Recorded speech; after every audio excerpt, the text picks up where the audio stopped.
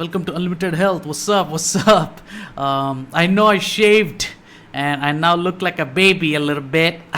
I kind of look like a baby the way I look after all the shave, you know. But today we're gonna take a look at some creepy shit, and it's been a while since the last stream, so I'm sorry about that.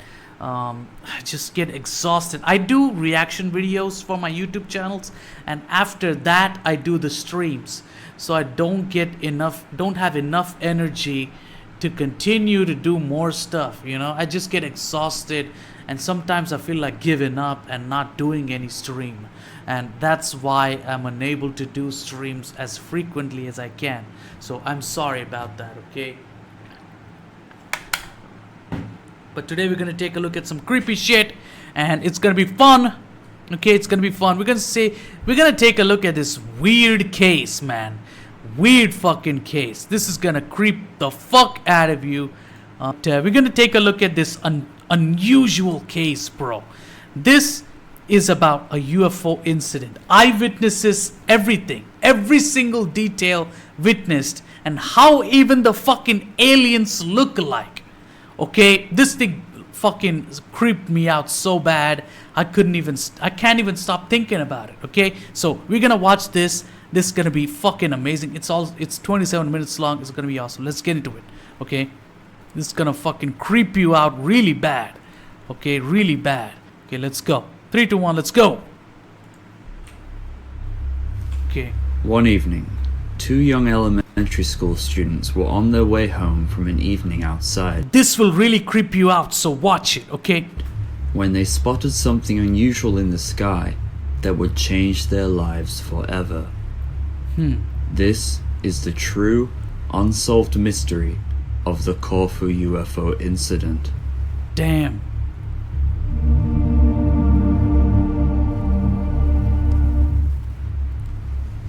Man. As you can probably tell from the title, this video is going to be a bit different than usual, because while it covers an unsolved mystery, it is not the usual true crime case. However, like my other videos, it details a strange incident that leaves the door open for lots of theories and many unanswered questions. Okay. Don't worry though, my next video will be more in my usual true crime style. Anyway, without further ado, let's get into it. Let's get into it then. The event. Man. On the 23rd of February 1975, winter was coming to an end in Japan, and the skies over Corfu City, Yamanashi Prefecture, were calm and clear. 7-year-old elementary school students Kono and Yamahata were playing together, skating around the neighborhood on their roller skates. It was just like any other evening for the two. Yamahata suddenly remembered that there was a television program that he wanted to watch. Okay, Jamarian, I'll take a look at them, okay? Don't worry, alright? Please, let's watch. And so at around 6:30 in the evening, the two boys took off their roller skates and started to make their way home in time to see the show. Okay. They only just began their journey home when they noticed something unusual in the skies to the east. As described by the boys, high up in the sky were 2 very bright orange lights. The larger of the 2 lights whizzed off at high speeds to the north towards Mount Atago, while the smaller one descended over the city directly above the 2 young boys. Jeez. While hovering in place, it slowly descended towards them and focused what has been described. Actual drawing of the craft. Look at this craft, man. This is how it looked apparently from up in the sky. Described as a black tube in their direction. The tube suddenly started making sounds, which have been interpreted to be something like a camera shutter, as the end of it was pointed directly towards the 2 boys, who now stood motionless at the sight. Holy shit. Okay. I accidentally got to my phone. It's like 5% and closed dining. I know I hate to leave, but I have to leave with my friends trying. By the time I can't get back to you 200%, you'll probably be gone with your Twitch stream. Okay, Jamarian. I will save this stream so that you can watch it later too, okay? So don't worry, okay? Yeah, and I will try to do streams every day. So keep up with my streams if you can. I know I'm not doing streams any, every now and then I give a lot of gap between every stream, but no, I will try to do every day. Life sucks, bro, and just I'm so exhausted, and I can't do a stream every day, but I will try. Okay, so I hope everything goes well with you, brother. Okay. I'll see you later. I will react to videos tomorrow and upload it like day after tomorrow or something, so don't worry. Today I wasn't feeling well, so I didn't do any reaction videos. So I hope you enjoy my videos. Yeah, I'll see you later. Okay, goodbye, Jamarian. Bye. Important person, by the way. Those YouTubers that I mentioned, take your time with react to the videos of you, watch it, and the other. Okay, I will take a look at them, YouTubers. Okay, I will take a look at them. Okay, don't worry. Please type the name of that dude. Life of what? His name is what? I will go check them out too. Okay, life of something. Just type that down so that I can note that down too. Okay. All right, I'll see you later, man. Life of luxury, sure. I'll check them out, and I might even react to them on stream. Okay, so yeah, I'll see you later, man. Enjoy life. Don't be sad. Okay. I should remind myself too not to be sad. Okay, so just be happy. All right. I'll see you later. Bye. After standing in place for only a few seconds, the boys thought that the tube could be a weapon and began to panic. Oh. They collected their roller skates and belongings from the floor and made a run for it. Holy shit. They dashed down the street and hid themselves behind some graves in the local graveyard at Fukuoji Temple. There, they waited and waited. Wow. But there was nothing. Their eyes were fixed on the sky, looking all around them to see if they've been followed by the orange light. Fuck me. That is creepy, dude. Like something in the sky is like looking at you. That is fucking creepy, man. But it had flown away, and all that lingered was an eerie silence and a clear night sky. Imagine something that is floating up in the sky and it's looking at you. That is fucking creepy, dude. A few minutes later, that is fucking scary. after checking if the coast is clear, the boys sheepishly moved away from the graveyard and began to walk home once again. This particular area of the city was used for agriculture, and on their way back, they walked towards a large grape field. But something extraordinary was happening in the field. It was glowing and looked as though it was on fire. While they were still a little frightened, they decided to check it out to see if it was the UFO they had witnessed before.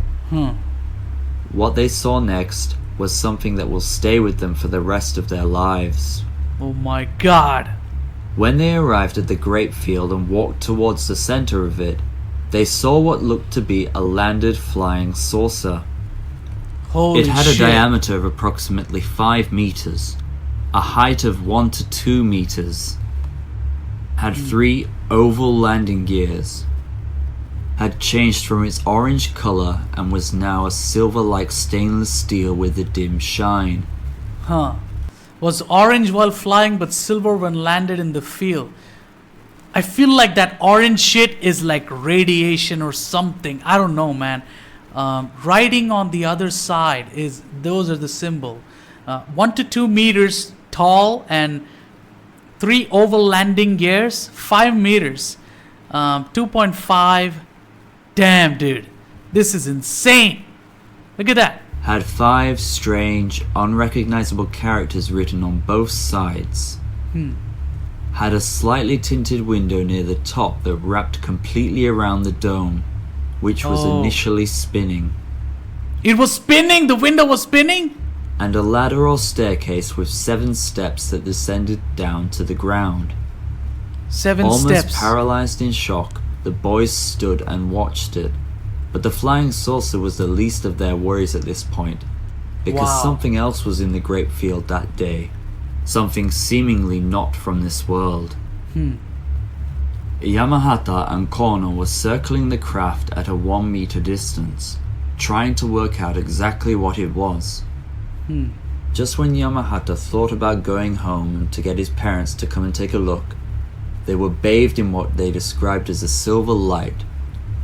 A door had opened on the craft, and a figure stepped outside.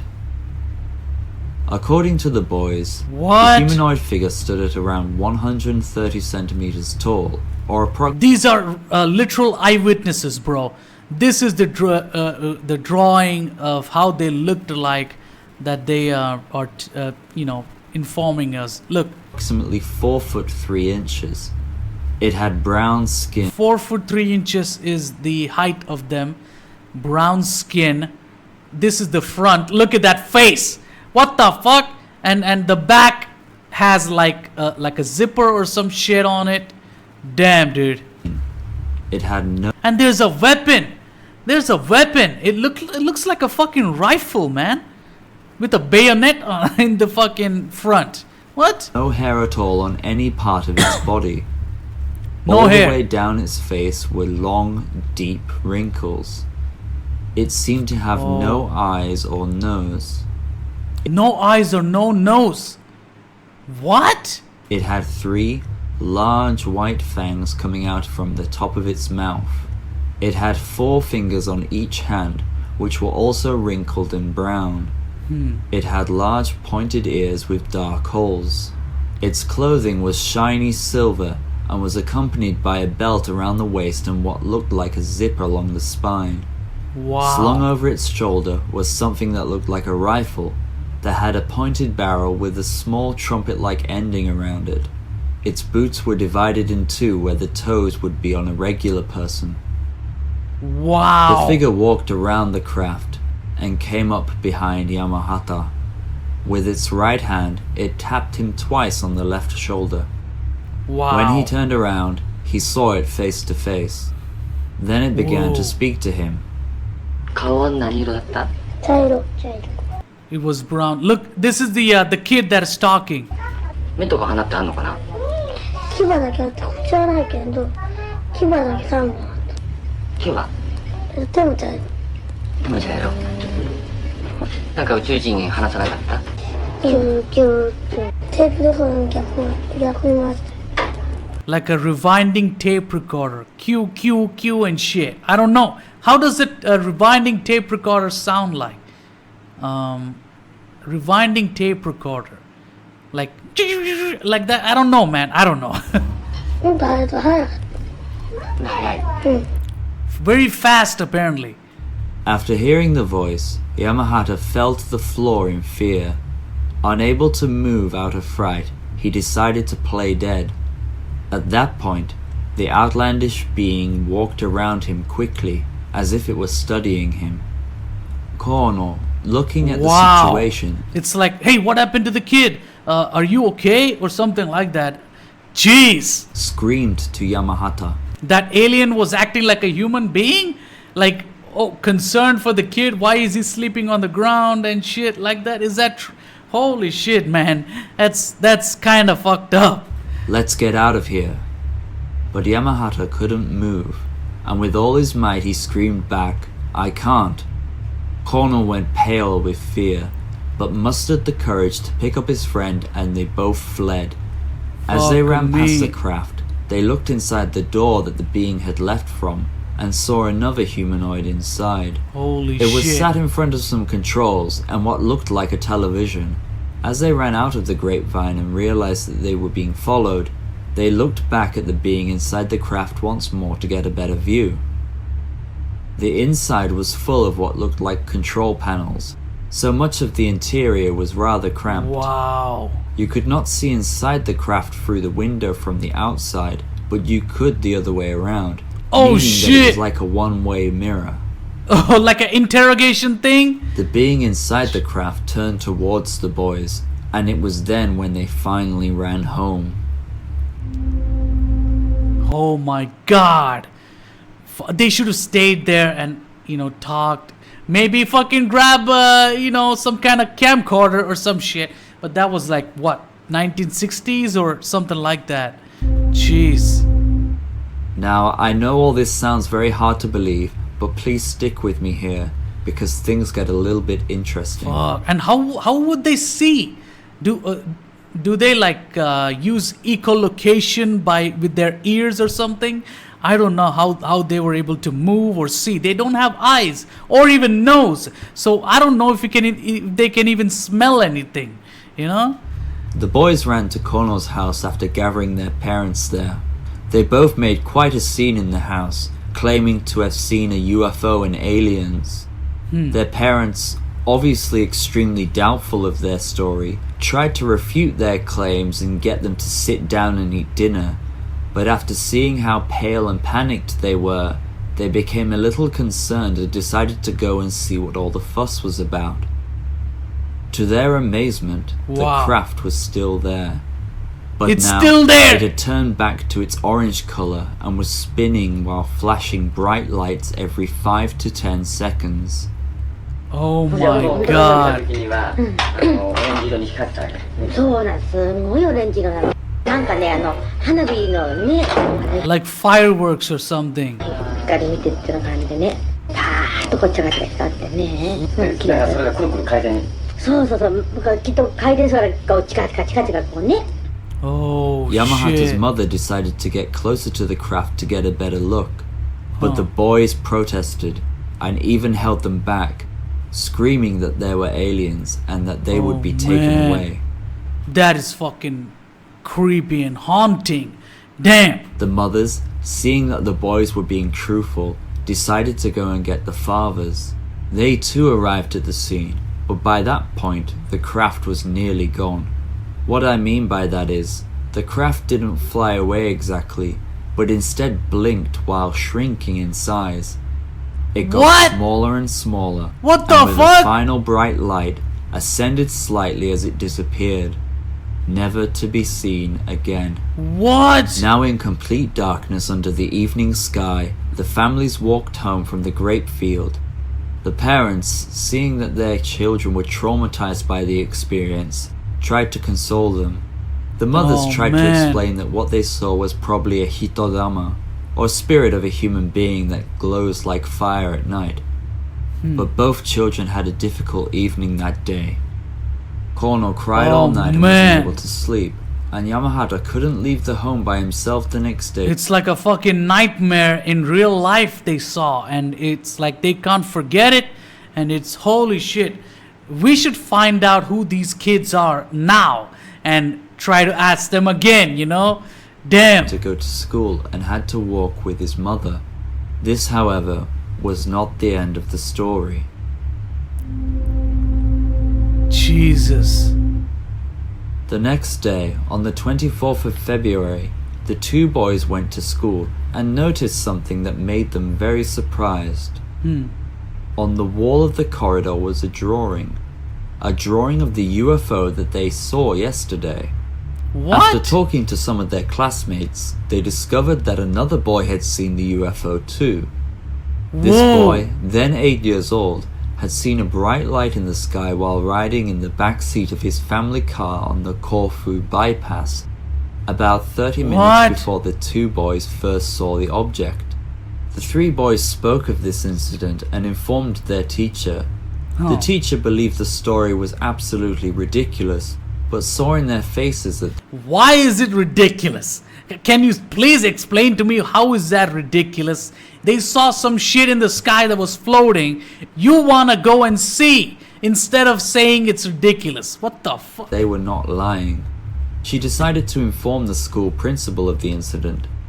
The principal then called the local Yamanashi Nichi newspaper, and together the two teachers and some journalists went down to the grape field. When they arrived at the field, they found many peculiar things. First of all, a concrete column in the field had completely toppled over and broken, and a steel net overhead had been warped as if something heavy had rested on top of it. Two more concrete pillars had been damaged, and on the ground were numerous holes in an area which the boys later said was where the UFO had landed. Another Shit. curious onlooker at the site also found a hole in the ground measuring around 50 to 60 centimeters and what looked like white ash in the center of it. It appeared Oh, is that the landing, like the jet thing? You know, the fire that burned that one place in the middle? that something had indeed been in the field after all. But perhaps the most damning piece of evidence that something truly happened that day is the result of a series of tests carried out on the soil directly where the UFO supposedly landed. A few days after the incident, Professor Maeda from the Yamanashi Prefectural Industrial High School came to the site and took soil samples. After testing them, he discovered that there was a high amount of radiation, far more than what appears naturally Oh in the world. shit. A few other Something to do with UFOs and radiation. What is it with this linking? I don't get it. Why is UFOs connected to radiation? Are you telling me they use radiation as a weapon? That could be true. I'm pretty sure they use the rifle thing that dude was carrying, that alien dude. I think that rifle thing when shot would have used radiation or something. I think aliens use radiation as weapon. I think. I could be wrong, but experts in the area corroborated the professor's findings and theorized that the radiation must have come from a foreign object coming into contact with the soil, whether that was a UFO, a meteorite, or piece of radioactive material from a nuclear bomb test. This graph, which I don't fully understand, shows the results of the soil samples. huh. Wait. Was the results of the soil samples. Soil samples look okay. We don't know anything about that, and it's in different language too, so I don't know. Somebody needs to translate those, whatever they wrote on that soil samples, you know, somebody needs to translate it. So now there was not only testimony from the elementary school boys and their parents. Alright, wait a second. Let me grab this shit. Oh wait. YouTubers, this. Okay. And this.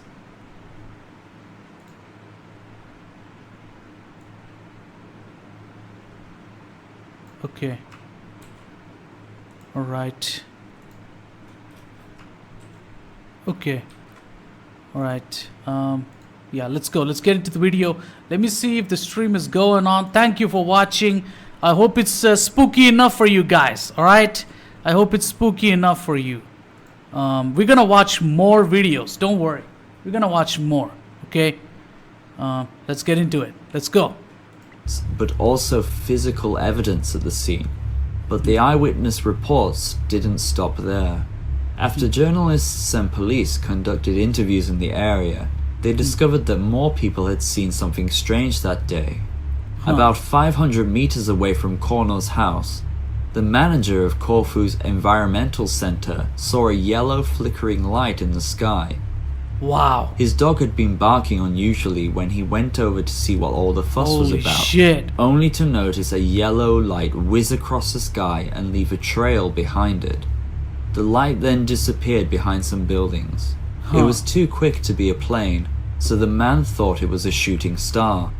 The 59-year-old high priest of Jokoji Temple also Damn. saw a bright light zigzagging across the You know what? Someday in the future, we're gonna see a big ass UFO crash in the middle of a busy street. I guarantee you, someday in the future, we're gonna see a bunch of dead bodies from a UFO after crashing scattered all over the place outside. That's when we will know how they actually look like, and that shit is gonna happen. I'm telling you, because every time they try to get close and then disappear, or show up to a bunch of people, or kidnap them and inject them, or shit like that, do weird shit, but we never see them out in the open, and never know how they actually look like. One day we will know how they look like. Something will happen, and everybody will fucking on the spot see and know how they actually look like, and it's gonna be remembered forever. Everybody's gonna, like, nowadays we have smartphones, right? When that happens in the future, everybody's recording. So fucking big ass event. So it's gonna happen. Stay tuned, you know? The sky at high speed. Jeez. Before shrinking and disappearing into the night, while a young girl saw a strange light in the sky from the balcony of her apartment, very close to where the boys saw the light. Okay. But the most interesting sighting was revealed to the public 7 years after the incident in 1982, when a late-night news show called 11 p.m. received a letter from an insurance saleswoman called Midori. Huh. Midori's encounter. What did she see? She had originally kept silent about her sighting over fear Whoa! of being ridiculed, but after many people said she should come forward, she decided to contact What the fuck? What is that? news Oh program. my god. This is what she had to say. ドンドンっていうね、花火かなんかの音を聞いたんですよね。 Huh. そして少し進んできますと、ちょうど境目の十字路のところに男の子が2人立っていて、ちょ In うど the crossroads, there is two boys. 1メーター30か40ぐらいの中学生か 4.3 inches tall, something like that. なと思うような男の子が立っていて、顔が真っ黒だったんですね。遠くから見てね。それでThey look black. They look black. 同人の仮装かなんかしてるのかななんてね思いながら、クラクション鳴らしましたんですけどね、どかないんですよね。 They didn't ですぐ move. そばまで来まして、またクラクション鳴らしたんですけど、どかないんですよね。おかしいなと思いながら、私も集金で急いでましてね、浴衣になっちゃ困ると思って、それでそばまで行ってみたら、すごい黒い感じの子で、それで私のフロントガラスでペタッとこう手をつけたんですよね。 Holy shit. 中からこう見えましてね。 Oh my god, that just gave me chills. で真っ黒の手なんですよね。 Completely black. それでシワが寄っていてね、全部こう手のひらにシワがこうまっすぐ寄っていて、こういう目線とか線目線とかって人間の手相みたいなのはないんですよね。そしてちょっと手首が見えましたらね、手首が亀さんの首みたいな感じでね、 Turtleneck. シワシワなんですよ、黒くて。 Wrists. そして顔も見えたんですよね。フロントガラスからだから7、80センチぐらいのとこで見えたんですよね。そしたらその顔がね、また目が印象的でね、目が下がまっすぐでね、でこんもりした目ですね。それで、 Wow. まぶたがすごくこうくしゃくしゃにね、幾重にもなって、で目も鼻もありましたね。それであっと思ってね。 So when the kids saw these aliens, they must have closed their eyes because the eyes, she said, were like wrinkly. The eyelids were wrinkly. So when they closed their eyes, it looked like the eyes don't even exist. So I don't know, man. This is creepy as fuck, this thing. でAnd we don't even know how they look like. This is probably the only testimony that is actually credible. You know? Jeez. 間5秒か6秒ぐらいの間ですよね。それで手といいその顔といい、もう他のとこ見るなんていう余裕がなかったですね。びっくりしすぎちゃってね。 Wow. From Midori's description of the beings, we can find both similarities and differences between the boys' descriptions. Huh. First, both parties described the beings as having deep wrinkles on their faces and hands. Maybe there's like different races of aliens in one planet, like us. You know how black people look different from Asians. You know, it's like maybe it's like that. I don't know, man. This alien doesn't have pointy ears. That motherfucker has only ears. And he has teeth, but this motherfucker don't have any teeth. What the hell? Dark It's like all the features over here and the missing features are over here. What the fuck is going on? Jeez. skin were of short stature. And apparently the lady that saw, their skin was black, you know, and the kids that saw, or maybe because she was driving during the night and she couldn't see what color they were and they appeared dark because the kids said that the alien looked like brown. So brown can become dark during the night. So I don't know, man. And having touched the person that came into contact with them. However, Midori describes the beings as having eyes and a nose, hair, 5 fingers. And she says it has hair on its scalp. So I don't know. Maybe she encountered a black dude, or I don't know, man. And regular or no ears. Of course, she and the boys only saw the beings for a very short amount of time in the dark. Jeez. So it is understandable that there are going to be a few different... I've not seen any case that describe aliens this detail. I've not seen any case. There's many cases of people getting kidnapped, the crop circles, people telling us some, what they did to him when they were kidnapped, in the what they injected him with, or what they shined on him, and stuff like that. But nobody went into detail like this. This is the most craziest shit ever. Differences. Plus, it had been 7 years since Midori saw the beings. Regardless of what is true or not, it seems that something strange was going on. Wow. Theories. Let's find out what they are. One thing about this case that has intrigued me ever since I began researching it is the writing seen on the craft. As mentioned previously, there were strange characters on 2 sides of the craft. The boys wrote down these symbols when they drew the images for the journalists and policemen. As an English and Japanese speaker, I can see a couple of patterns in their writing. First of all, let's look at Kono's drawing.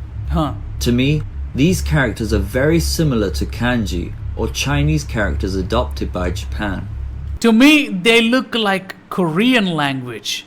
It's so similar to Korean language. I don't know, man. Maybe they were Korean. I don't know. The first character looks like Suki, meaning moon. Moon. The second looks like Nichi, meaning sun. The third looks a little like Hi, meaning fire, or Mizu, meaning water. The fourth character is a little more difficult, but we can easily recognize Dai, meaning large. The fifth character is a mystery, but when Kono drew it while... Are they trying to, etch down every single, like, all the natural elements of planet Earth, like, moon, sun, water, fire, greenery, whatever. Are they trying to do that? Why is there large? And I don't know, man. Under hypnosis in this TV show at the age of 33, it looks similar to the hiragana character, Ri. Or maybe they're used to traveling distances around planets so much that they decided to draw some symbols and name them moon and sun, and I don't know. It could be anything. The first 3... But we can't make sense of it because we are obviously wrong, because we don't know what this language even is. Like, wow. Could refer to celestial objects in space. Yeah. It could also because they are used to traveling space, then maybe that makes sense that they would use celestial, stuff. Refer to days of the week. As for Yamahata's writings, we can see that it somewhat follows the English alphabet. While written backwards, it seems to start with A, B, and C. Does he remember what exactly it looked like? Or maybe he's just drawing some bullshit on it to make so that people can try to understand him or something. I don't know. Maybe he vaguely remembers and drew some bullshit. I don't know, man. Before ending more like a scribble towards the end. Yeah. Maybe there was both Japanese and English on the craft, but due to the strange font or darkness, they couldn't read them clearly. Or maybe the boys subconsciously used their knowledge of Japanese and English to create patterns and fill in the blanks when... It's so much like human beings. They know how to write. That means they have a long history of writing or something like that. They know how to write, so they know writing. They have learned writing. They look like they have suits, so they know how to wear clothing. It's like that. Seeing writing they didn't understand. In any case, the writing is quite intriguing. Another thing that sticks out to me is the description of the beings. Some Japanese people have pointed out how closely they resemble characters from Ultraman. This was a very popular show during the 1960s and 70s, and both of these characters appeared in it. Ultraman. As you can see for yourself, They look very similar to Hey, somebody needs to make an Ultraman movie, dude. Like, honestly, I've not seen Ultraman. I don't know what. I know how he looks. He looks big as fuck. But I would like to see something about him. So please make a movie, please. the drawings. The Godzilla versus Kong makers need to make an Ultraman movie. Straight up. Boys created during their questioning. They have pointed ears, fangs, wrinkles, and shiny clothing. Could the boys have seen something else, and again let their imaginations run wild? I find it hard to believe that an advanced alien race would have evolved to still need huge fangs. I wonder how we know about these pointy ears, weird faces. The pointy ears definitely were inspired from animals like elephants and certain types of gerbils and shit. So the pointy ears were inspired from the animals. So if animals are like that, so why can't there be aliens that look like that too? So it's all maybe they're part our DNA, the aliens. Who the fuck knows, man? And large ears after all.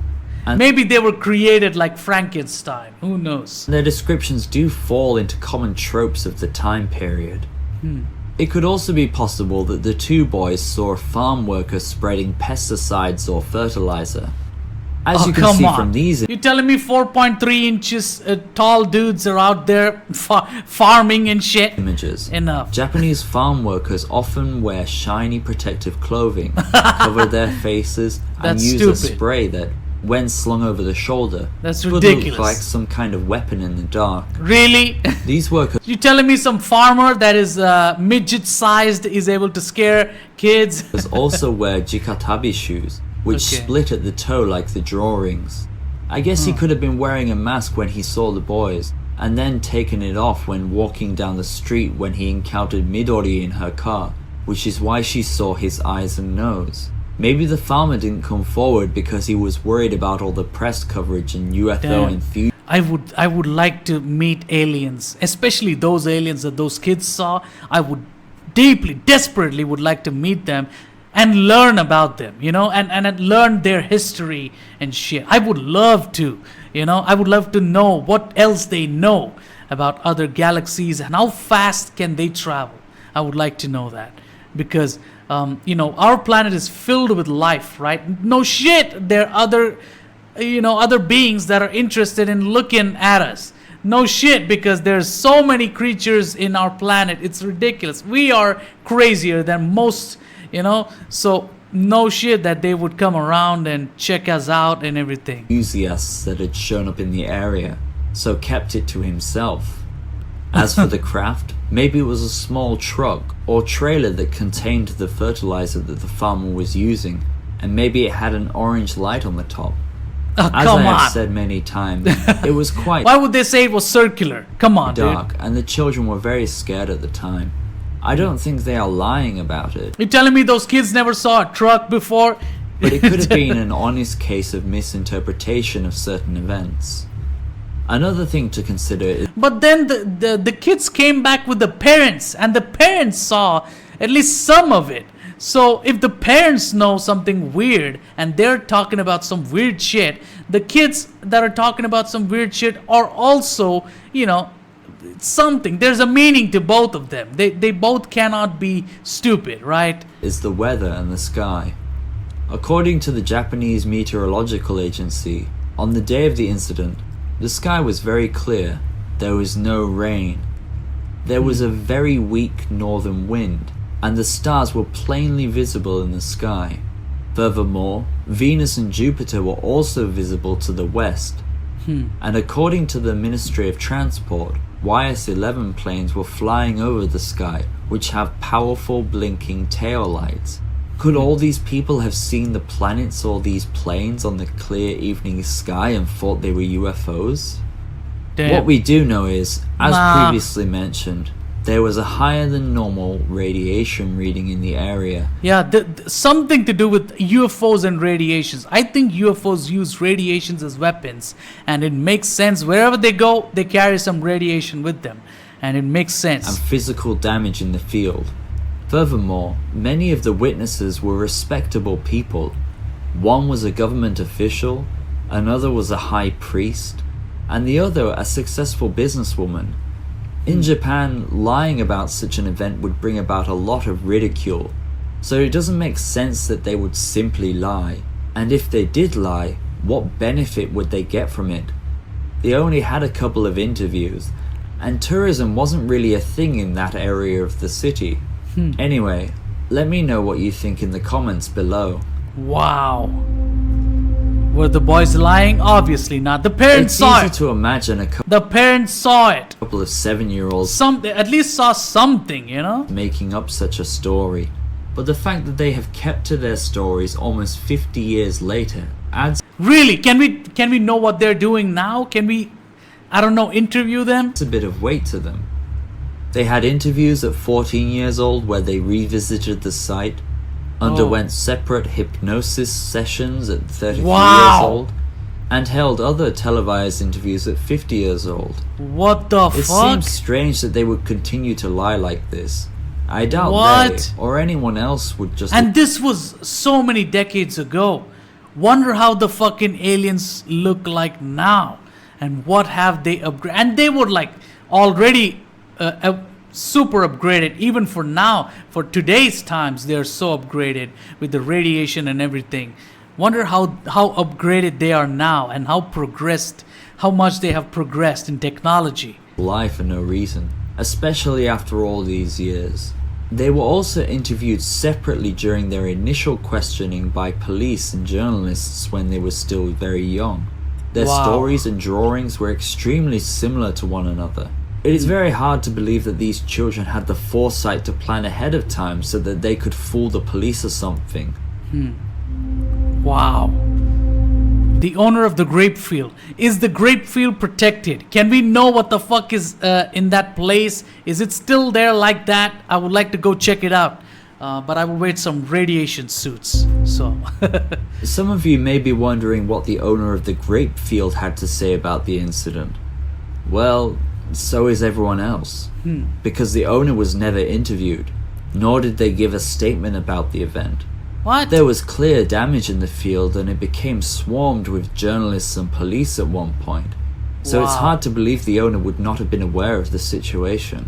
Some have theorized that the owner was angry about all the attention on his farm, so refused to speak to press. Japanese people are shit. very private and don't like to get involved in affairs such as this. Also, because high levels of radiation were found in the field, it could lead to a loss in business. They're drawing again. I would like to see this, whatever this episode is. Is this available on YouTube? I would like to see it, bro.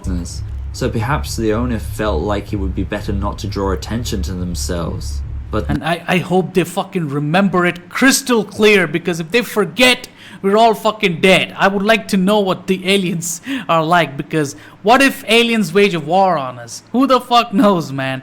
Come on. now, after all these years, we will probably never know the answer. Wow. In conclusion, This case is certainly strange, and I am not sure what I think about it. I do believe in life on other planets, but I am extremely skeptical of sightings like this. I Dude. can't deny that something bizarre did indeed happen on that day, but maybe things got a little crazy due to misunderstandings or hysteria. Anyway, Nah. I look you forward think hysteria is so much that it's blinding people? They saw some shit and you could see it. Like, so many people, you think all of them are lying. You know, 7 years later, a lady comes in and tells us somebody at the car was like this and they were like all black and shit. You think she was lying all of a sudden? to hearing your theories in the comments. Wow. Thank you for watching my 8th YouTube video. If you enjoyed it, Right. feel free to give it a thumbs up. And Damn. subscribe if you would like to see more about Japanese mysteries. Yeah, This video subscribe. was really deep. Subscribe to this dude's channel. He's fucking amazing, dude. His channel's name is Kyoto Roboto, okay? Go check him out on YouTube. He has only 100k subscribers, man. This dude deserves some 2 million subscribers for this shit. He deserves it. On the information, so sorry it took so long to make. I read about it a while ago, but didn't know what I was getting myself into until I actually started researching it. Nonetheless, it was fun to make. Like all of my videos, I tried to get as much authentic information and footage as I could, So I really hope you enjoyed it. If you wish to support the channel, I started a Ko-fi page after a viewer very kindly donated to me. The link is in the description below if you want to support the channel directly. And don't worry, my next video is... And this dude covers a lot of, Japanese cases. I don't know, maybe he lives in Japan. I don't know. Going to be about another true crime. So get ready for it. Until next time, goodbye. Very mysterious case. Very mysterious case, bro. Fucking crazy. This shit, I still think about this case. I would like to know what the fuck they saw and where, how the aliens and why they looked like that. I would like to know. I would like to know. Okay, we're gonna watch another one, another mystery, and then we're gonna end the stream, So I don't know which one to see. Which one should we watch? I should not waste time, okay? I should not waste time. Okay. Traumatizing Japanese video game commercial. Nah, that's not good. This dude is awesome, by the way. He does amazing shit. You know what? We don't have much time. I think we're gonna watch one little video. This video, okay? It's called the Akashi Library Incident, Mystery Body. Okay, let's do it. 3, 2, 1. Let's go. It's only 10 minutes long. It's gonna be fun, and we're gonna end it. Okay, let's do it. All right, let's go. Let's go. Like all countries around the world, Japan has many unused or abandoned buildings and facilities that are ripe for exploring. These places, often left as time capsules to the period that they were closed in, offer an interesting insight into the past for enthusiasts and other curious people. There are entire websites and other works dedicated to documenting such places and the objects found within them. While the hobby, known as haikyo in Japanese, has its risks, it is mostly a fun, innocent activity, especially if the building is newly vacated or simply not in use anymore. There are rare times, however, when such a light-hearted pastime can take a dark, unexpected turn. This is the true, unsolved story of the Akashi City Library roof.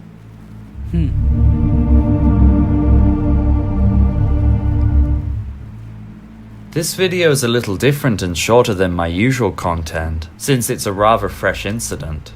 But the story came up in the news recently and I thought it was a little unique, so I wanted to cover it. If you're new to the channel, welcome. I make videos on Japanese cases, strange, solved, and unsolved. If that sounds like something you would find interesting, please consider subscribing to the channel and turning on notifications. Anyway, let's get on with the video. Let's go! The Akashi City Library, or should I say, former Akashi City Library, was built in the center of the scenic Akashi Park in 1974. In its prime, it contained over 500,000 books and employed roughly 70 people in various roles throughout the building. But due to its relatively inconvenient location away from stations and places of study like schools and universities, the local government decided to relocate the library to another, more modern building in a more suitable location next to Akashi train station in the heart of the city. So in 2017, 43 years after its construction, the old Akashi City Library was permanently closed to the public. Some other buildings around the site continued to be utilized for various things, but the library itself was shut, and from the end of March 2020, rope barriers and signs were installed to prevent trespassing within the building and in the surrounding area. Despite this, however, 3 high school students wanted to do some exploring one evening, an evening that they will probably never forget.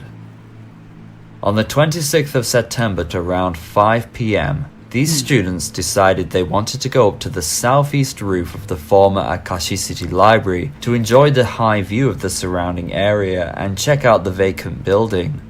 Since there was an outdoor staircase all the way to the top, they thought that it would be a simple, quick adventure that no one would notice.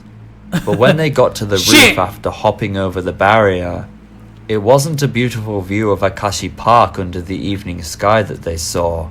No, instead they saw something I don't think anyone expected, and their joyful mood suddenly became very eerie. Fuck. On the floor of this roof, facing the skies above, was the shriveled remains of an unknown person. Startled and scared by this unusual discovery, they immediately ran from the building and informed the authorities by telephone. This, however, was only the beginning of the mystery. Investigators quickly arrived at the scene and questioned the group of students. Since they only saw the remains before quickly running off, they unfortunately couldn't offer any information as to what had happened. But of course, investigators got to work on understanding the circumstances surrounding the body. Damn. The remains were old, with authorities and media outlets who detailed the discovery describing them as being in a mummified state. Mummified. Professionals estimated that How long has it been there to the point of mummification? they could have been there since the previous winter in 2020, but the body had 8 months to 1 year prior to discovery.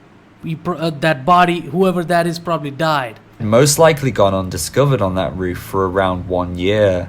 The age of the person could not be determined, but the medical team who analyzed the body was able to conclude that the remains belonged to an adult male.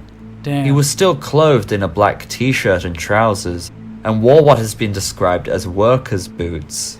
Jeez. Scattered around the body was an open rucksack which presumably belonged to him, as well as partially consumed plastic drink bottles. Strangely, no form of identification was found, meaning that the man's name was, and still is, unknown.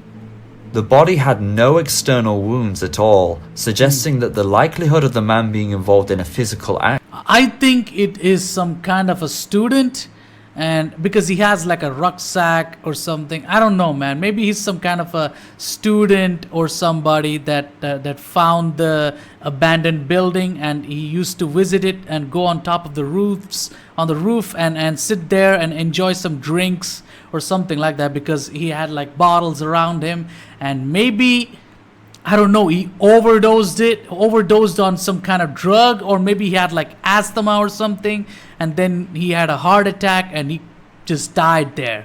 You know, it's entirely possible. I feel like he died accidentally and nobody could find him, you know? Accident or altercation were deemed to be very low. So the question is, what happened to him? Since the remains were rather old and in an advanced state of decay as previously stated, no conclusive cause of death could be verified by medical professionals, but after a series of tests, they believed that the man could have frozen to death during the previous winter. However, many have commented about a number of details that don't. But who would sit down to the point of getting frozen? I think you would get up and run inside, take shelter inside, or maybe just leave the building, right? But no, this motherfucker died there waiting to get frozen. I don't know, man. Add up if this were truly the case. First of all, the way up to the roof is very easy, with an outdoor staircase going right up to the top. If he were at dire risk from the cold, why did he not simply walk down and find somewhere warmer? No injuries were found on the man, so he should have been physically capable of descending the rather low number of stairs without issue. It could be argued that he may have had something like a heart attack or stroke that Yes, that makes sense perfectly. incapacitated him. Yeah. But this also doesn't add up. Really? Around him were the partially drunk bottles and the opened rucksack, which strongly implied to some investigators that, at least for a while, he was alive and conscious at one point in the location he was found in. Wow. And if he were alive but simply couldn't move, why didn't he call out for help?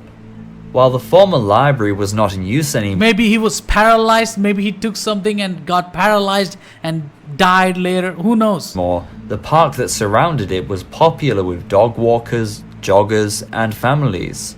Since he was found in the open only on the 4th floor, it was determined that he would have been heard by people in the area if he shouted down to them for help.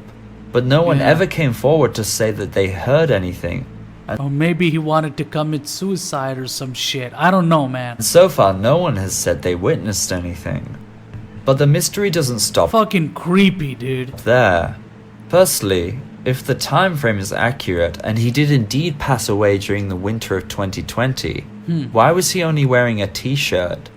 I suppose you could argue that this is further evidence that he could have indeed frozen to death as investigators believe, but the fact that there was no coat found at the scene is thought to be quite suspicious by some. Or maybe it wasn't freezing temperature when he decided to sleep or some shit, but by the morning snow is everywhere, and then he froze to death over there. Who knows?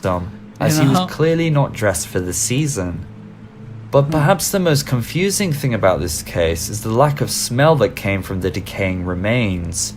Even Really? from the 4th floor, the stench of rotting flesh should have been noticed by members of the public as well as visitors to the nearby buildings on the premises. And Maybe it was because he's on top of a roof, and all the bad smell would go away up into the air or something. I don't know. animals may have also been attracted to the area, but again, no one has come forward to say they smelled anything over the last year.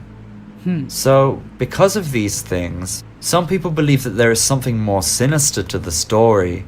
Because no identification cards were found at the scene, no smell was detected, and the other things I have brought forward in this video, some people believe that the body may have been taken up there by a third party and abandoned after death. If you saw my previous video about the body sadly abandoned in the Tokyo Station locker, you will know that Japan has a strange history with such things. Maybe someone thought, since the former library was abandoned, the body would go undiscovered for a while. Maybe the person responsible took any identifying items with them to make it harder to trace where the body had come from. Maybe the person scattered the bottles and rucksack around to try and make it look like the person was alive for a while on the roof, and therefore push authorities away from such a theory. And how did the body's position look like? Was he looking like he was sleeping, or was he like thrown in or something like that? I don't know. It is unlikely, but don't know, considering man. all the mystery around this incident, it is certainly a possibility. After all, no one has ever reported a loved one matching the description of the body as being missing, so there is clearly something unusual about this incident. Regardless of what happened to this man, it is certainly a very sad case that has linked. Maybe he's one of them type of teenagers or some shit that go across the border, go foreign countries and study over there, and the parents don't give a fuck about him until he returns a year later or some shit. Maybe he's that kind of kid, and the parents still don't know if he's dead or not, you know, and still waiting for him to come home or some shit, and that's why they didn't report to the police. Maybe In my mind ever since I read about it. To pass away all alone like that, with no one knowing who you are or where you come from. and this is the fucking location, that is the roof, and we don't know where the fuck he died. Maybe he died, I don't know, man, somewhere on top of that roof. Leaves an uneasy feeling, and I feel sorry for his family who may never know his fate. Oh, that's where he died? I don't I also know, hope man. that the students who discovered the man were not traumatized and learned to forget what they saw that day. It must have been a very harrowing thing to find on what should have been a fun evening. In any case, Another unsolved mystery body. It's so weird. It's actually creepy. I pray that the police can get to the bottom of this incident and the family can be notified. And this was on 2017, so it's still fresh.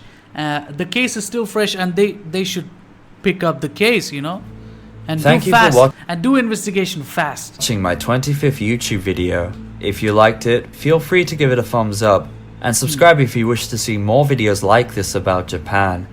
I know this video is lacking on the details when compared to my other videos, but it struck me as being a very strange story, so I wanted to introduce it to everyone as quickly as possible.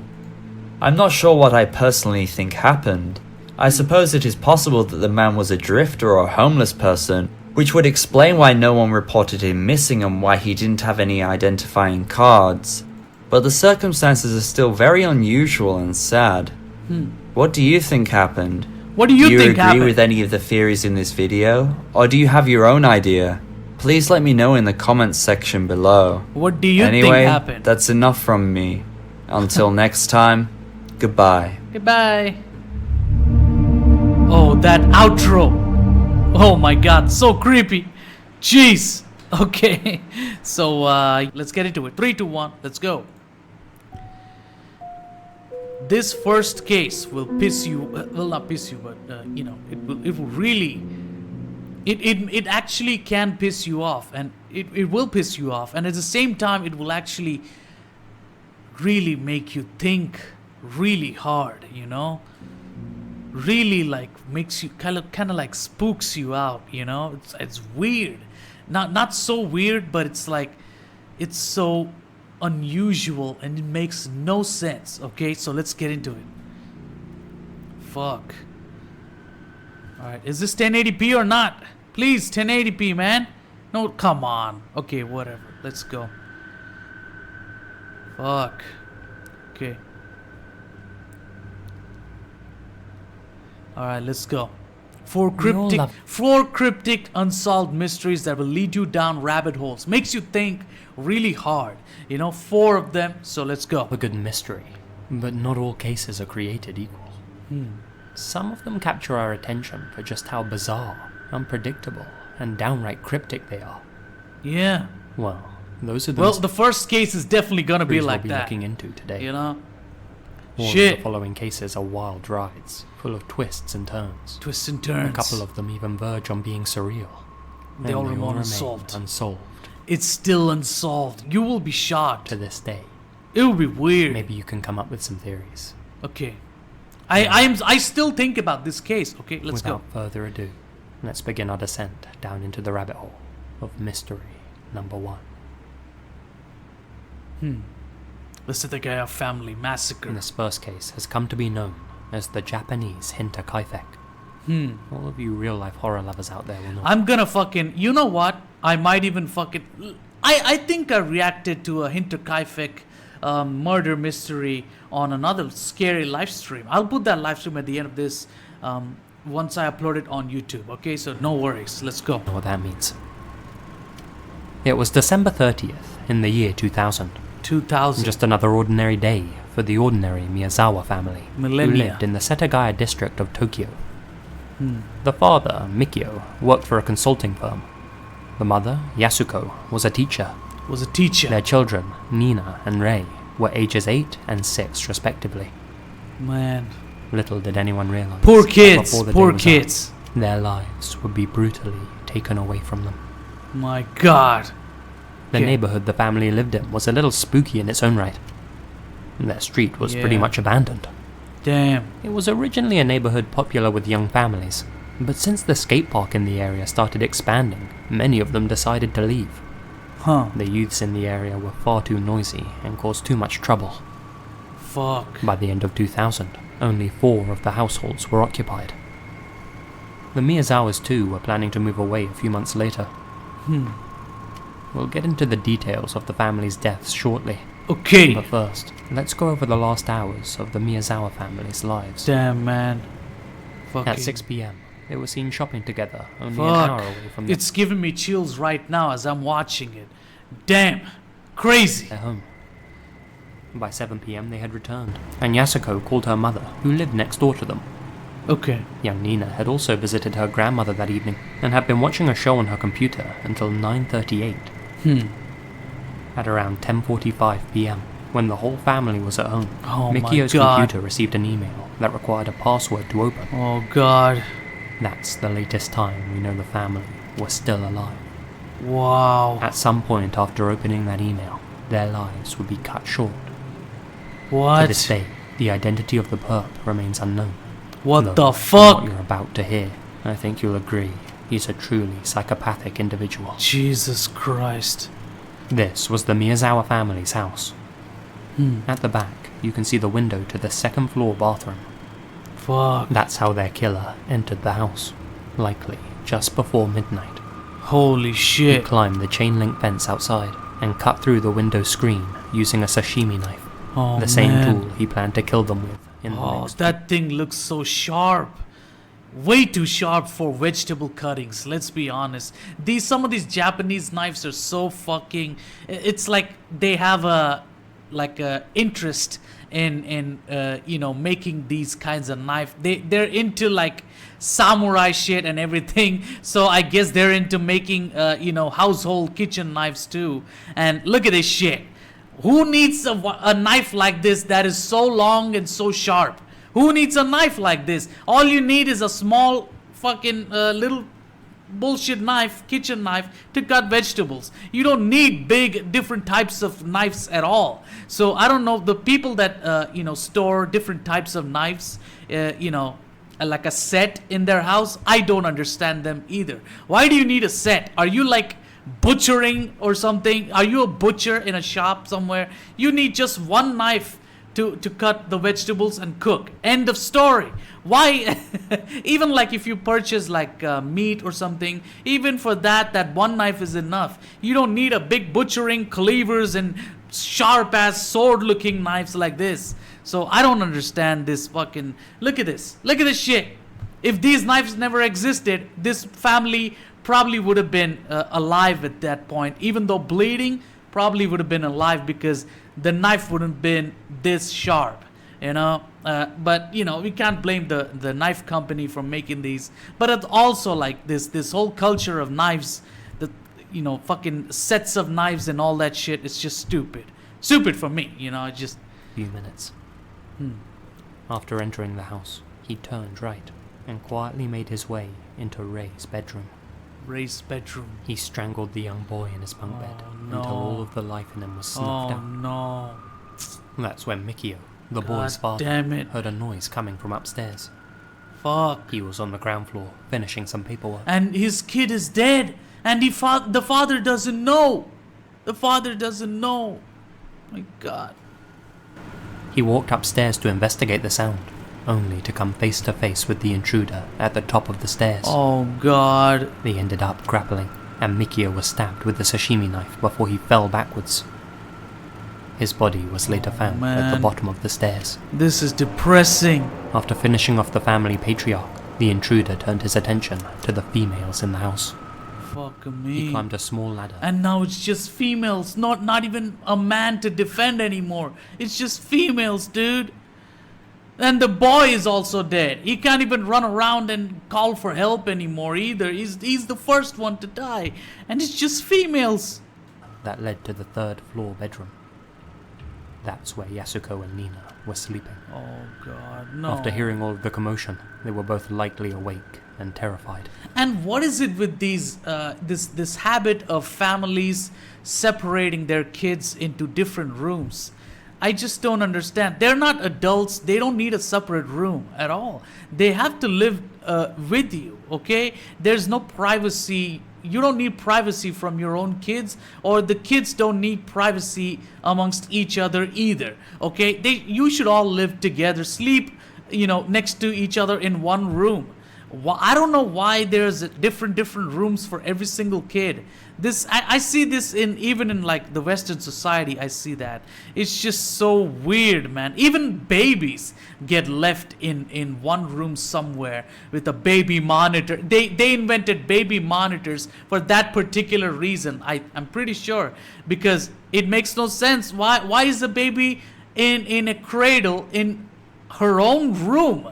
She should be next to you. The baby needs to be next to you, and you should be watching out for her in your bedroom. I just don't get it. And look, that killer was able to. He didn't even need to isolate every single person in the house. He just fucking went into every single room and murdered everybody. And nobody knew what the fuck was happening in the other room or downstairs. Nobody fucking knew. That's how bad this fucking bullshit family planning, this whole household behavior is, If everybody was together in one room called bedroom, then end of story. The killer would be seen and everybody would fucking fight back and run outside or something, call the police, easy. But no, they have to live alone. Stupid. The killer attacked them, but he had broken his sashimi knife while fighting with Mikio. As such, he couldn't finish the job, at least not in the way he wanted to. Oh my god. So, he casually climbed back down the ladder and went into the family kitchen to grab a new blade. And these are don't they have guns anymore? Like, I mean, I get it. This Japanese society and guns. I think they're not allowed in that society. But I can't believe it. Like, nobody could fight back, and this just depresses me. I feel so bad for the family. Jesus. If this was America, some dude would have a gun and would fucking blow the heads off. But no, like, you know, even that is not there anymore. And what about the security? A sashimi knife can cut off the windows in your house, bro? Really? You don't have grills on your windows? Nothing like that? In India, every house is built of fucking cement, and they have grills on every window. Even some people go as far as put a grill opening, sliding grill for a door. You know, that's how secure the houses are. We're always, you know, alert on everything. But Japanese people, for some reason, I know it's their culture, very respectful culture. They're very nice people, but their windows and doors are plain sheets. It's just nothing. One knife you can cut it. Really, just no security whatsoever. Like, seriously. While he did this, Yasuko and Nina tended to their wounds. The family's first aid box was later found beside their remains. Jeez. It's also speculated that they pulled up the ladder to the 3rd floor and did their best to hide in the bedroom. They may have even tried calling for help, but the intruder...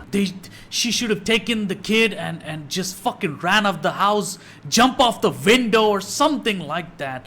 How can they just die like nothing? Had unplugged the phone lines. This is terrible. You can only imagine what was going through their minds. Oh man. Eventually, the killer finally got back up to the 3rd floor to finish off the last 2 family members. The way he ended... I would fucking turn into a massacre murderer if I saw anybody like that in my house. I would fucking cut that motherfucker in pieces, not like this.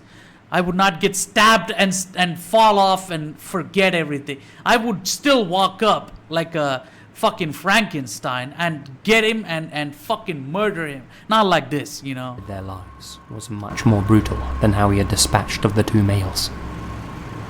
Both Yasuko and Nina were repeatedly slashed and stabbed, even after they were both dead. Because of this, psychologists think that it's likely the perp has a problem with women. Apparently, the wife slashed his hand so hard, it almost cut his entire flesh, and to the point of the bone is being visible. That's how hard she slashed. She is the only brave person in the whole family. Can you believe this shit?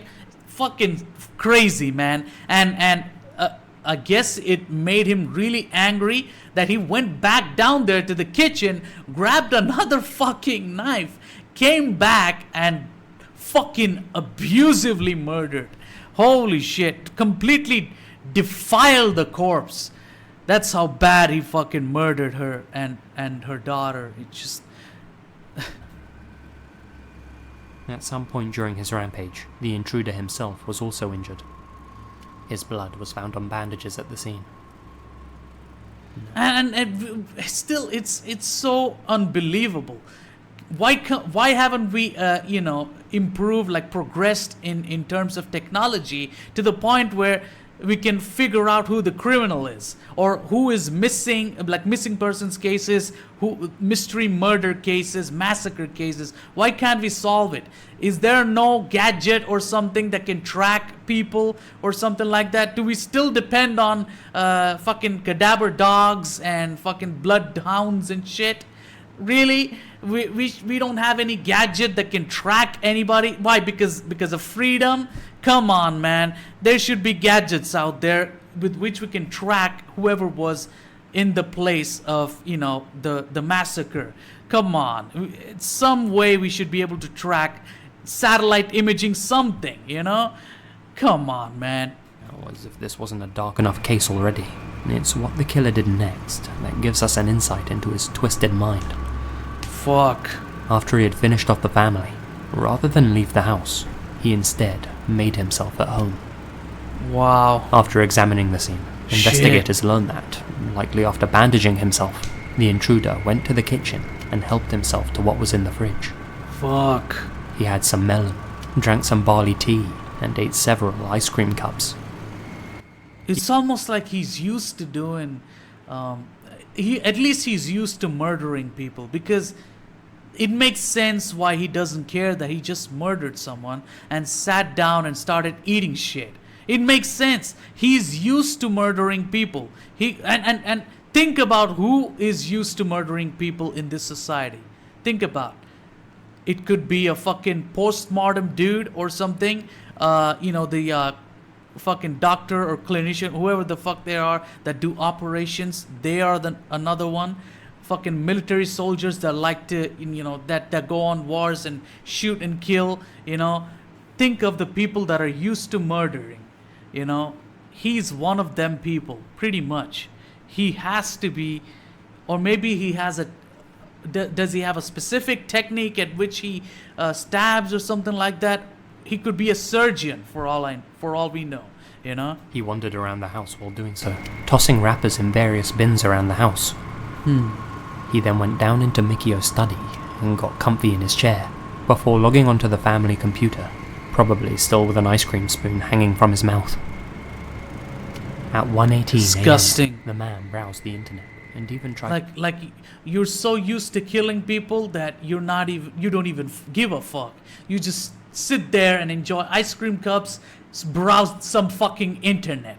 Wow. to book tickets to see a theater show. He tried to book tickets to see a fucking theater. Holy shit. It's almost like nobody's gonna find these dead bodies and he can enjoy a movie while he leaves or something. It's so fucking... It just pisses me off. He then proceeded to rifle through the family's documents and information, spreading credit cards, driver's licenses, receipts and banknotes out on a table. Strangely, he took piles of documents and other items from various parts of the house and threw them in the family's bathtub. Some bizarre, symbolic gesture perhaps. Most brashly, he then used their items out on a table, spreading credit... He then proceeded to rifle through the family's documents and information, spreading credit cards, driver's licenses, receipts and banknotes out on a table. Strangely, he took piles of documents and other items from various parts of the house and threw them in the family's bathtub. Other items from various parts of the house and threw them in the family's bathtub. Some bizarre, symbolic gesture perhaps.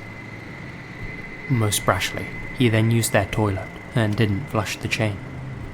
He even took a nap on the couch in the living room. Oh my god. By the next morning, he was still in the house. Wow. We know this because he again used the family computer at 10:05 a.m. His fingerprints were also found on the mouse.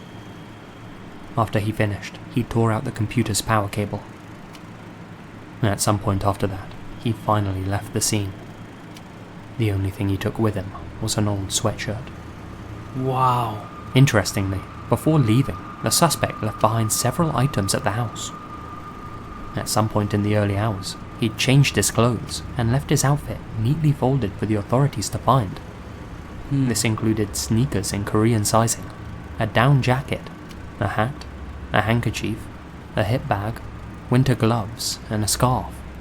Damn. From this, they learned that he was 5'7", and from the DNA evidence he left behind, they were able to work out his genetic makeup. Whoever he was half Southern European and half East Asian. They were also able to Is he an immigrant? Some of these immigrants are crazy, bro. I don't know why this... Don't allow immigration. This will fuck you up, man. They are of different, values and beliefs, and they are fucked up. They will go crazy because they live in some other part of the world where they can't even live that freely, and they will go crazy, It'll fuck with your mind, and, it's just madness, okay? These people are mad, so just be self-aware is all I'm saying, You're not a fucking racist for being, protective of yourself. Come on. The Seriously. cologne he was wearing. Drakkar Noir by Guy Laroche. a popular brand amongst skateboarders. Huh. It seemed like the perp wasn't concerned about being caught at all. Either that, or he simply felt untouchable. Now you'd have thought with all of this evidence he left behind, the cops would have had him in cuffs in no time. Especially in Japan, where around 96% of all homicides are solved. Damn. But no. To this day, his identity remains. Apparently there's like a skateboard ring, a skating ring right next to the house, you know, and the dad in this family always used to yell at kids to get this shit out of here, remove all this skating stuff, stop doing skating, it's loud and annoying, you know. He used to yell at that. And I guess this piece of shit was, I'm pretty sure this piece of shit is one of the skaters. And he was so pissed that he wanted to destroy the whole family during the night. And it's almost like he's used to murdering. I don't know. He just climbs in the fucking house from the second window with no problem whatsoever. And just casually murders everybody. And the women are the worst way of murdering the women. Something is fucked up about him, man. This dude was skating over there and he didn't like it. Maybe the police should have investigated the neighborhoods. Whoever came in, like tourist or something like that. Whoever came in knew like the last 1 to 2 years. And we could have found at least one guy, or at least like a fucking 50 people that are new to that place or something. And then we could have singled out on one dude or something like that. We could have found him if they did it like super investigative, if they did a very deep investigation. But I don't know if they did it or not. I don't know. Maybe he's just a tourist. And apparently he's like European descent and East Asian mixture. It's not even like a one race or anything. Multiple races. He probably looks like alien at this point. And he's just some random dude that's not even Japanese. And for some reason he just got pissy and like a pussy. He just got angry and went in and murdered a bunch of people. And nobody could catch him. It's so fucking terrible. It's unknown. Terrible. Now here's the most bizarre part of the mystery so far, and the part that's led many down a rabbit hole. Damn. Inside the hip bag he left at the scene, trace amounts of sand were found. Of course, like anything, sand can be analysed. Strangely, this sand had come from America. Of course, he's like European, half European descent, East Asian. Most of the fucking Arabics, East Asians mixed with European stuff are in America. Most of those kinds of people are in America. So he is an American. End of story. There's no white dude with East Asian in Arabic or Pakistan or India, anywhere like that. Or Asia or anywhere like that. I don't think so. I think he's American. He's an American dude that ended up in Japan trying to do some skateboarding with other Japanese friends, and he got pissed because the dude was yelling at him, and then he decided to fucking go and murder because he's a piece of shit, pretty much. California, to be specific. Yeah, not just anywhere. California, of course, California. It had come from Edwards Air Force Base. That's the part that throws a lot of people. Edwards Air Force Base. They should have gone over there and investigated. He's probably one of the soldiers from that base. He's probably a fucking pilot. Or maybe a fucking janitor. Somebody from that base, man. I gotta tell you, like honestly, he's probably worked there. You could have checked some documents and you could have found a photo with a document and his address and details, everything in it. You could have, but they probably didn't do that deep of an investigation. Probably could investigate now and find it, you know? It's just, come on. What had the killer been doing at an American Air Force base? He's a fucking soldier. He's a pilot. Something there, you know? If he'd been in the... He's used to fucking shooting or something, killing a bunch of people in war-torn areas and at the border and shit like that. And he didn't see any problem by killing a shitty Japanese family according to his. I guess that's how he thinks, because he's insulting them as he's killing them, right? It's like degrading them, throwing their documents in the bathtub. He doesn't like them. He's really angry at them, and it makes sense. I'm telling you, this dude is a fucking soldier. He probably is working right now at that base too. It could be possible, you know? And nobody is gonna go there and investigate, or the fucking military will not allow anybody to go in there. The military is different kinds of idiots, so they will not let anything happen either. So The army, it would have flagged up on his DNA test, but there were no matches for the man at all. His fingerprints weren't on record either. I'm telling you, he's a fucking Air Force pilot or soldier, some shit, or a mechanical engineer that fixes fucking planes or some shit in that base. I'm telling you. Perhaps the man was a traveller, and that would explain the shoes from Korea and the sand from America. But then again, foreign nationals are always fingerprinted when they enter Japan, so surely that would... Or maybe his parents are like, his mom must be Korean. A lot of Asians travel to America for some reason, and they, his mom must be Asian and his dad must be European, right? It's pretty much it. I'm telling you, it's something, Would have flagged up if that were the case. If they investigated even harder, they might find his parents' origin in the Japan, They could have found like where he used to live, everything, and how did he visit the skating ring and everything. Could have, easily, Or maybe they should have investigated the kids that are in the skating ring. They should have investigated, talked to them to find out if everybody was there and who's that is unusual or something like that. And you could have solved this in many ways. I don't know, man. Maybe, who am I? I'm not the fucking investigator, right? So I can't. On December 31st, 6 hours after the family's bodies were found by Yasuko's mother next door, a man was treated for a slice he had in his hand at Tobuniko Station, 75 miles from where the Miyazawa family lived. The cut was so deep, you could see bone. Man! After treatment, the man left without giving his name or an explanation for his injury, and was never seen or heard from again.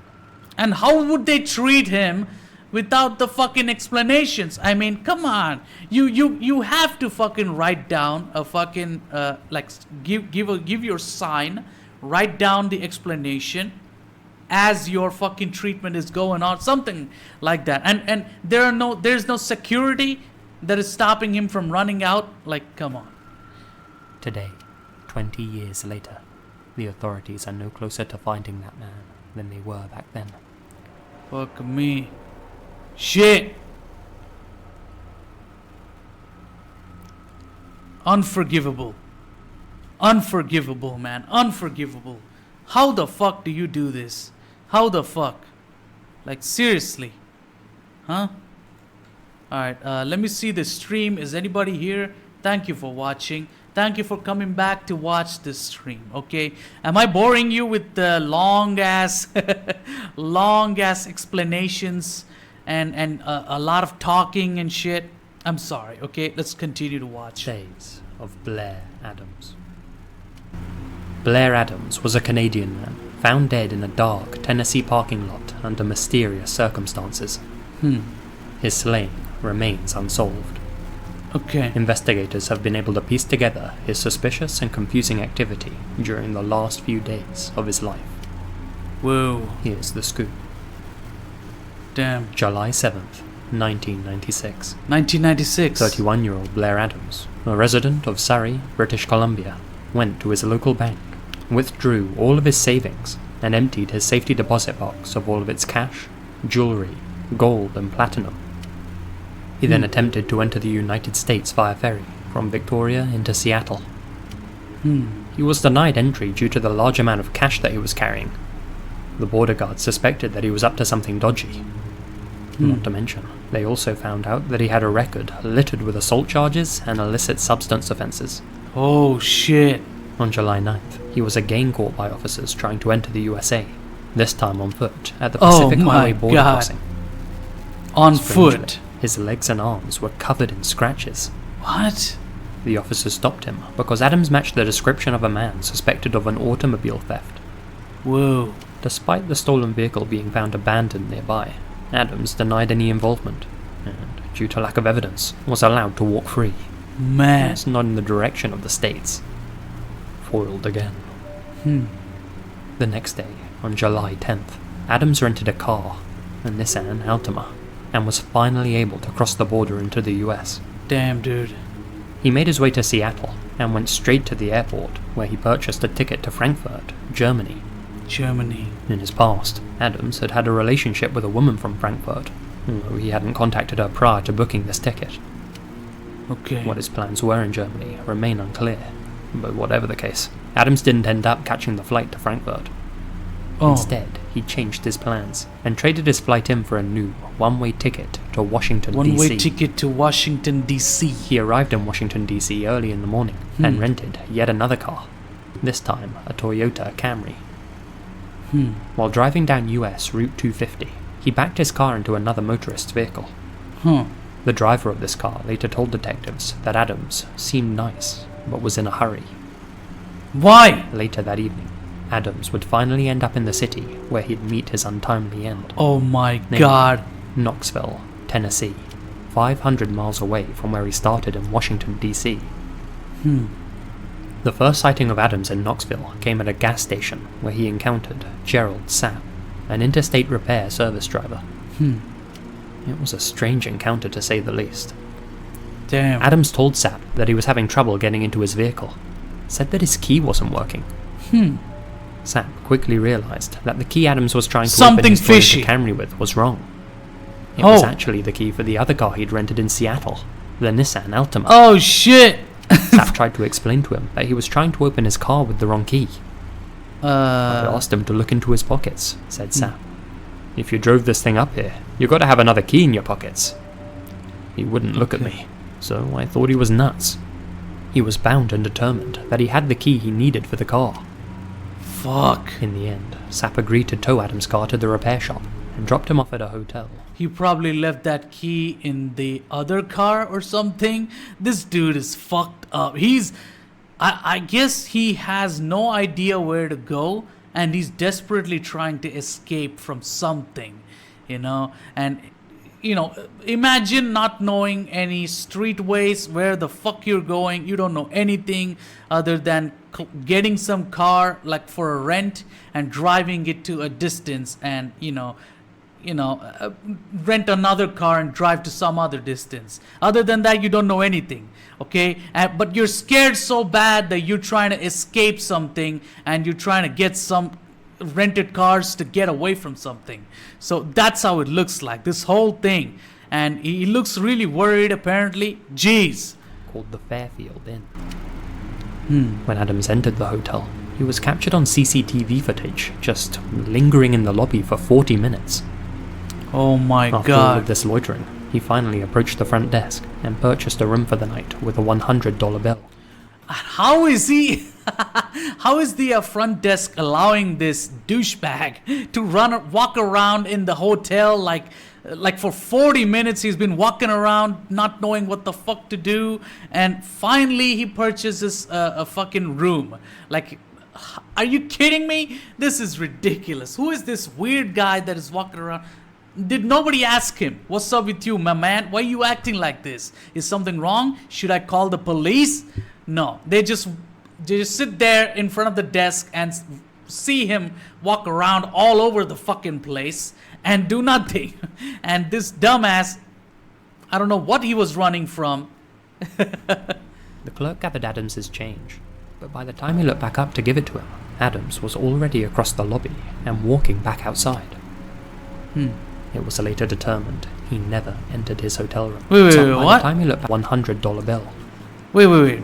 He finally approached the front desk and purchased a room for the night with a $100 bill. Huh. The clerk gathered... Hey, are $100 bills found in a stack? Do the stacks of $100 bills exist? Because if that is true, then he probably has shitload of stacks in the bag, and the note probably looks fresh as fuck, you know? So he's trying to get away, confirmed at that point. Like, seriously. At Adams's change. But He's trying to run away from something. Confirmed. by the time he looked back up to give it to him, Adams was already across the lobby and walking back outside. Come to What? give it all a bill. Okay. The clerk gathered Adams's change, Huh. but by the time he looked back up to give it to him, Adams was already across the lobby and walking back outside. He's so worried that he can't even take the fucking change back. It's almost like he has so much money that he doesn't care about the change, and at the same time he's worried about shit that he just left. You know, I don't give a fuck about the change. I got plenty of bills, dollar bills. I just want to get away from this place. I don't know about this place. You know, he was so worried about, because he was walking around for 40 minutes in the fucking reception area, that he was worried that people might suspect him and, you know, call the police or some shit. So that he's like, hey, let me purchase a room. Okay, let me act like a normal human being. Oh shit, I don't know if I can stay here for too long. I don't know about, fuck the change, let's just go. You know, that's what he did. It was later determined he never entered his hotel room. What happened? He never even entered his, of course, he just bought the room because he didn't want to look weird, pretty much. Next remains a mystery and has perplexed investigators for 24 years. But whatever business Adams had in dwell for him. The next morning, at 7:30 a.m., Blair Adams's body was discovered in the parking lot of an under-construction hotel just outside of Knoxville. Strangely, his pants, socks, and shoes had all... Somebody fucking captured him and took him into an under construction site somewhere and fucking murdered him. And that's what he was afraid of. Pretty much. I'm going to be honest, like you better without the beard here. moved and scattered around his body.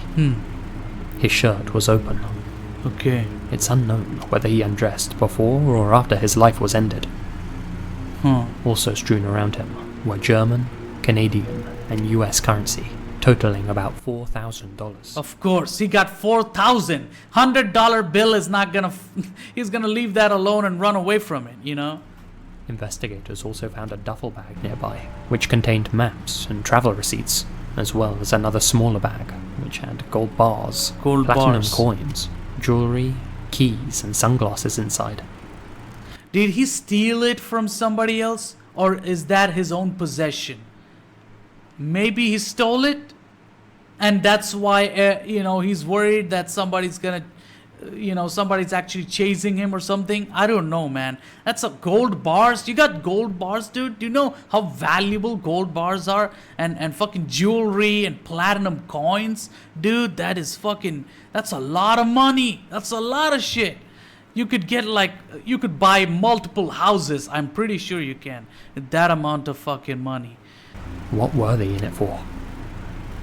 Blair Adams' body was covered in cuts and deep slice marks, many of which were determined to be defensive wounds, as if he had been trying to fend off an attacker. He had also been hit extremely hard in the abdomen, so hard that his stomach had ruptured. Oh man, did they hit him with a car or something on the abdomen side? I don't know, dude. Apparently ruptured, apparently. What the fuck? There was also a wound on his forehead, made by either a crowbar or a club. It's also suspected that his attacker may have had his way with Adams after taking his life, though there's no conclusive DNA evidence of that. Jeez! In fact, there was only one piece of DNA evidence at the scene at all. A single strand of long hair found gripped in Adams's hand, with anyone on record. Adams's mother says that her son was acting very strangely before he crossed the border into the US. He'd been saying things like, "Someone's been spreading rumors about me," but refused to give her any more details. Wow. He also confided in his friends that someone was trying to kill him. I'm telling you, it's a bunch of bullies, fucked up losers that are after him because he said something to him, did something to him, and they chased him wherever the fuck he went, and finally, abused him and killed him, pretty much. It's important to note that Adams had been clean and sober for more than 2 years at the time of his demise. So, that's the story. But what's the story behind the story? Who was out to get Adams? And why was he so determined to get to Knoxville? Why did he bring all of his cash and assets with him? And why was his slayer? Authorities say they have yet to receive a credible tip in the case, and confess they have no idea what happened to the man. Damn. I'm telling you, dude, there's a bunch of serial killers out there that are living amongst our society. And we will never know. We will never know. It's just so bad, you know? There's probably experienced killers, you know, and we can't do anything about it, you know, just because lack of evidence. Fucking bullshit. You spot a killer, you fucking grab a gun and shoot, motherfucker. Not like this. Like, seriously. Alright. Diane Louise Ogat. Who is The that? disappearance of Diane Louise Ogat is a case filled to the brim with eerie clues, and certainly a case that'll leave you scratching your head and searching for answers after you hear about it. Damn. Let's dive in. Let's dive in. At the time of Indeed. her disappearance, Diane was 40 years old and living in Odessa, Florida. She had 3 children and was a stay-at-home mum through the 70s and the early 80s. It was in the 1980s that she was diagnosed as bipolar, and ended up divorcing from her husband in 1991. These blows to her personal life sent Diane to some pretty dark places, and she ended up becoming a heavy drinker, as well as a frequent user of other, stronger substances, put it like that. She was both arrested and sectioned several times during this period. By 1998, she was living with her sister. Her life was starting to get back on track a little, and things were looking up. Unfortunately, that was all about to change. Damn. On April 10th of that year, Diane was seen leaving her residence in Chesapeake Drive at around 11 a.m. Huh. She was wearing a white tank top, blue shorts, and white tennis shoes. She didn't have her medication with her when she left. Of course. The next day, she was again seen by a bartender at the Hayloft Tavern, who cut her off because she was walking in circles. Oh, fuck. Finally, she Oh, was spotted shit. walking north on US 19 near New So York. she just fucking went crazy, started going anywhere she could. And that just makes you a target for a bunch of assholes out there to, you know, rape and murder, all that shit, you know? Avenue in Hudson, Florida. Where she was going or what she was doing remains unknown. Of But course. that was the last time anyone ever saw Diane. And this bitch she didn't even have the fucking care in the world. Like, oh shit, I might get lost somewhere, I need to take this medication. None of that. No, she's a bitch that she's going somewhere. She just leaves and without the medication, and she just likes to become a fucking fairy princess, go somewhere. At some Just point after that, she ridiculous. went missing. Of course. And I think she probably knew that someday she's gonna go missing, but she didn't give a fuck. Notice you know? how I said that was the last time anyone saw. A lot of these people that are careless about their health condition and stuff, they don't give a fuck what happens to them. They just love living happily. That's it. They're just lost in their fucking world, and they're almost like they're fucking stupid. It's just ridiculous. Well, on April 13th, 2 days after she vanished, Diane's mother returned home to find 3 missed calls on her phone. Whoever had called had left a message. Oh. She pressed play. In the message, she heard Diane's voice saying, "Help, help, let me out," as well as scuffling, as if someone was trying to grab the phone away from her. Of Diane course. could be heard saying, Some dude found some beautiful chick with bipolar disease running around acting like a dumbass. Talked to her like a little girl, and she's like laughing like a dumbass, and then decided to fucking take her somewhere else, fucking do all the terrible things to her and / end, you know? "Hey, give me that," before the call was terminated. Of course. Diane's mother checked the caller ID. If you're a woman, you should be worried so hard. You should be afraid for your life if you're not taking medication and going out there with no care in the world. You should be so worried. But women nowadays are so stupid. Nowadays they're even more stupid. And this case is from 1990s. So holy shit. Simply read, "Starlight." She tried to return the call, but nobody answered. This call and the caller ID were creepy, sure, but perhaps Diane was just having an episode.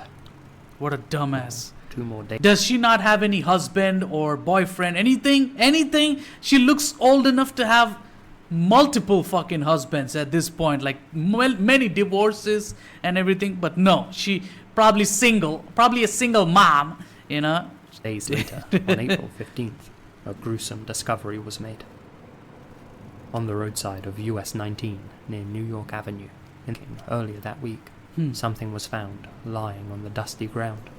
Oh shit. It was the severed tip of a finger. The nail was painted red. Fuck. This piece of human matter was analysed, and experts concluded that it was the tip of the middle right finger. Oh, maybe she did this, and that dude was so pissed off that he cut it off or some shit, and then cut her into pieces. I don't know, man. And what's more, the finger... Especially in Western society, there's a lot of fucked up people. Possible serial killers. Possible killers that have killed before. So I don't know why this stupid bitch would go out there without medication. 2 best friend doing horror videos, trying to solve clues and mysterious disappearance stuff like... Trust me, check out that. Okay. I will try to check that shit out on stream. Because I do that mysterious shit all over here, so... Fingerprint revealed that it was Diane's. Seems like the call had been legit after all.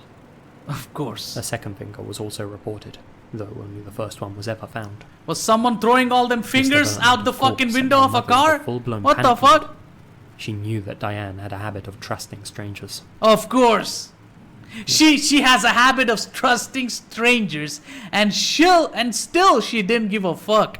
And and what about her mother? Shouldn't she be keeping like checking on her daughter? Like, what the fuck, man? What kind of carelessness is this? It's a woman of all things, and you should be so worried because it's a woman, you know? As bad a sign as all of this was, Diane's family still held out hope that as time went by, she'd be found safe and well. But the passing of time only led to more strange twists in the case. 2 weeks after her finger was found, a bag of Diane's clothes was discovered inside a convenience store's outdoor freezer in Odessa. The clothes inside were all neatly folded. Who had left them there, and why? Of course, after killing and burying or cremating, you fucking fold all the clothes that she had on, and then you cleanly pack them in a bag and drop it somewhere else. And end of story. That's what you do. All these murderers do that. And these pieces of shit couldn't even, wow. 2 years passed without incident. Of course. Then, in 2000, just 1 day after a Florida newspaper ran a story about Diane's vanishing, another bag was discovered inside a Circle K store in Pasco. Somebody left it in a store. It just so happened to be where random strangers can walk in that store and drop a bag there and leave. The bitch is dead. Okay, end of story. Discovered by Diane's brother's girlfriend. The clear bag had one word written across it in black marker. Diane.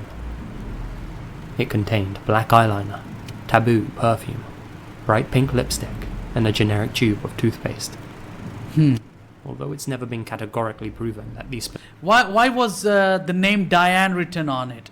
Are you telling me this killer had multiple victims' bags or something, and he had to keep check of this bag with the name on it because he might get confused with the other ones? Is that what is happening? This is ridiculous, man. Specific items belong to Diane. Fucking spooky and weird, and obviously we already know what the fuck is happening. She was killed and fucking buried somewhere, or cut into pieces and put in a, I don't know.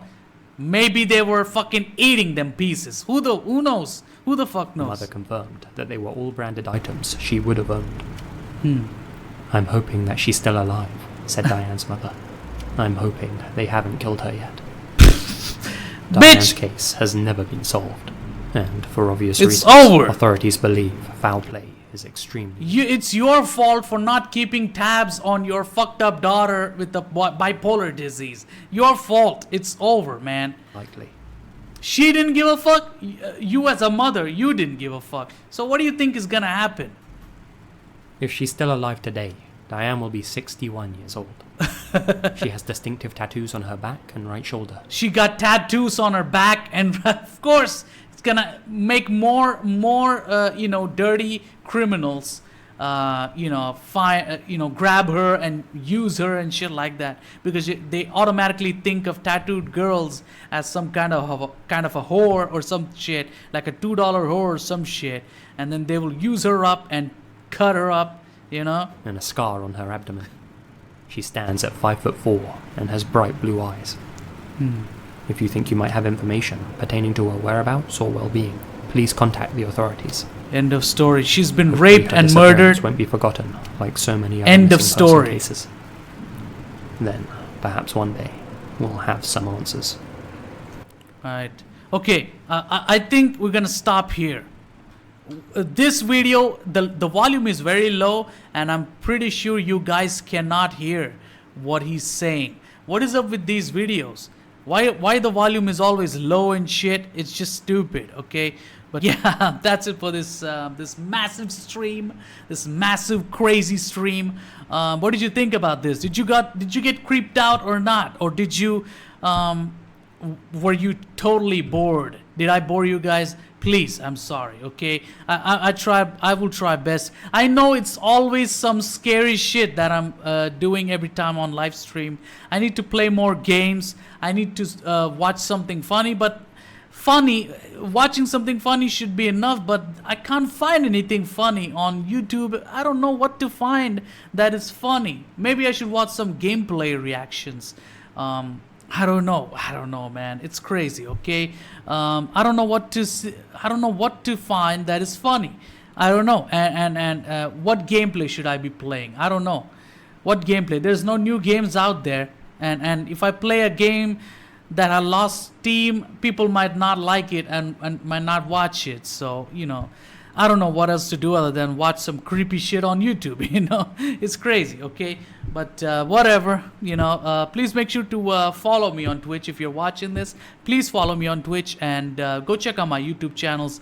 Unlimited Health, it's the same name. That's my main channel, and Unlimited Health, the backup, is my backup channel. Go check it out. I do a lot of reaction videos. A lot of reaction videos, and you'll be thoroughly entertained. And if you have any videos that you want me to react to, please type down in those videos over there in the comment section of those videos. I'll note it down and react to them. Okay, yeah, what a crazy stream. We watched some creepy shit, didn't we?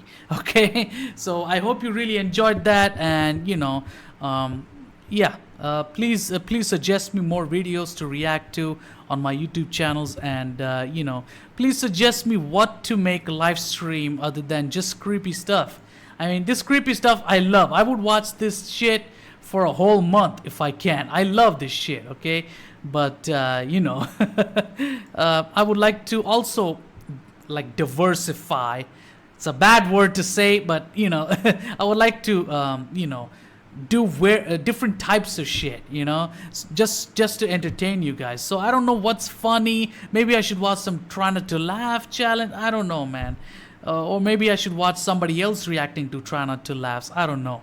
It's all crazy, but whatever. I hope you really enjoyed this, and I'll see you guys tomorrow. I will try my best to make a live stream tomorrow, okay? I will try my best to do a live stream every day. I wanna, okay? I don't want to upset you and make you wait for the next live stream for 2 to 3 days or 4 days and shit, So I'm sorry, but I will try my best to do it. I'm exhausted. My health is bad, but I will try my best, okay? So, yeah, that's it for this reaction. And, please make sure to follow me on Twitch if you're watching this. And go check out my YouTube channels and subscribe to them if you can, okay? And I'll see you guys later. Goodbye. Stay safe. Don't become the victims like the videos that we watch, okay? Stay safe. Be happy. Stay with your family. Protect your family and raise a family. Enjoy your life. See you later. Goodbye.